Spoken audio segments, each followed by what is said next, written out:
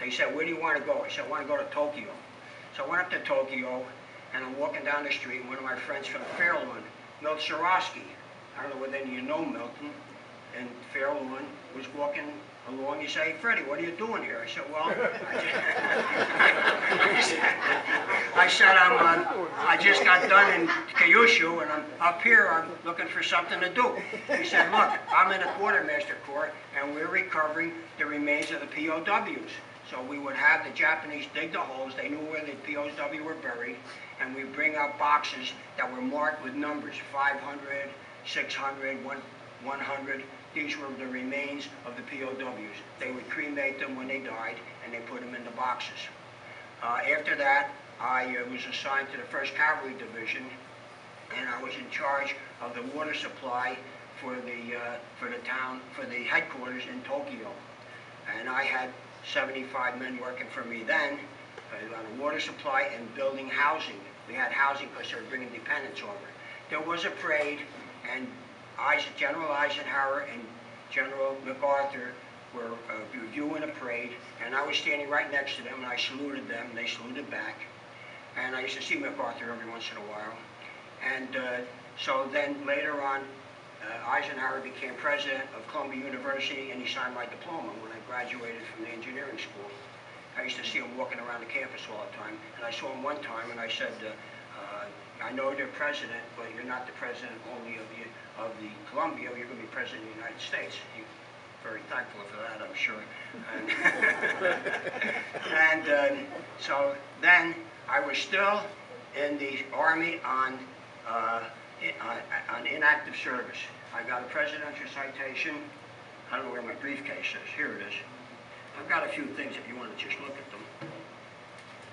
This is me in Fort Lewis, Washington. This is the United States of America from the President, a citation from the President of the United States, and Italian girl. And one other thing, this is me in Luzon, a little thinner.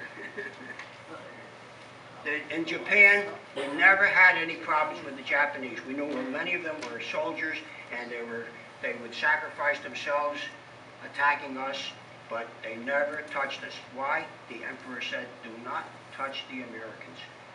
And that's why the surrender was. There was a big story about the surrender of Japan. He wanted to surrender. A lot of junior officers did not. And they had a big fight there at the headquarters of the Emperor, and they finally won out. There was a recording that it was made. I think you've probably seen it on television. And so it was good and bad. You had good times, you had bad times, but you went through it. And our Army did all the work. We were the main ones in all the battles, except Russia did help us out in Europe considerably. We wouldn't have won the war without Russia. They lost 20 million people. We lost 400,000 of our military. But only 10% of the military served in combat.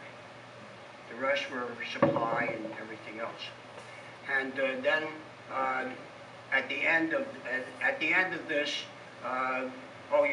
then they wanted a volunteer to serve with the Negroes, and I volunteered for that.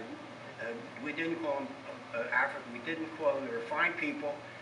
We were doing construction work, rebuilding Tokyo, and they asked for a volunteer, and I took the job, and it was very good. They were very helpful. They were very competent, and they were very easy to work with. We didn't call them Black Americans or anything like that. They were Negroes, and they were fine people, and I still admire them very, very much. And that was my last job before I went home. Had a choice of going home, flying home, or going home on a cruiser. We had a good time on a cruiser. We had a lot of nurses.